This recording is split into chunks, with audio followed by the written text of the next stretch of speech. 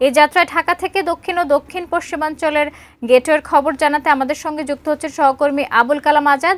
এই মুহূর্তে তিনি আছেন রাজধানী সায়দাবাদে। আজাদ, কি অবস্থা দেখতে পাচ্ছেন? সকাল থেকে রাজধানীর ভিতরে যে বিভিন্ন পয়েন্টগুলো রয়েছে বের হওয়ার, ঢাকার আশপাশের যাওয়ার কিংবা দূরপাল্লার যাত্রী যারা রয়েছেন, বিশেষ করে সায়দাবাদ, গাবতলী সহ অন্যান্য যে টার্মিনালগুলো রয়েছে, মহাখালী, এই টার্মিনালগুলোতে বেশ ভিড় জমেছে। আমি যে জায়গাটিতে অবস্থান করছি সেটি সায়দাবাদ বাস টার্মিনালের একটি অংশ। এই জায়গাটা দিয়ে কমলাপুরের দিকে যে সড়কটি রয়েছে সোনারগাঁ জনপদ সড়ক থেকে, এই জায়গায় কোনো দূরপাল্লার যানবাহনের অস্তিত্বই নেই বলা চলে।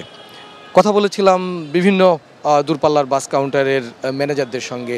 তারা বলেছেন যে ঢাকা চট্টগ্রাম যে মহাসড়কটি রয়েছে সেই মহাসড়কে বেশ যানজট, আর এই যানজটের কারণে তাদের নির্ধারিত সময়ে কিংবা নির্ধারিত সময়ের যে বাড়তি সময়ে চলে যাচ্ছে ঘন্টা পর ঘন্টা, তাদের কাঙ্ক্ষিত যে বাসটি রয়েছে সেটির দেখা পাচ্ছেন না, যার কারণে আগাম টিকিট যারা কিনেছেন, অনলাইনে যারা টিকিট কিনেছেন, তারাও তাদের গন্তব্যের যে গাড়িটি রয়েছে সেই গাড়িতে উঠতে পারছেন না। অপরদিকে যে গাড়িগুলো যারা আগাম টিকিট বিক্রি করেন না, তাৎক্ষণিক টিকিট বিক্রি করে থাকেন, সেই গাড়িগুলো না আসায় এখানে যাত্রীরা বেশ হয়রানির শিকার হচ্ছেন, ভোগান্তি পোহাচ্ছেন।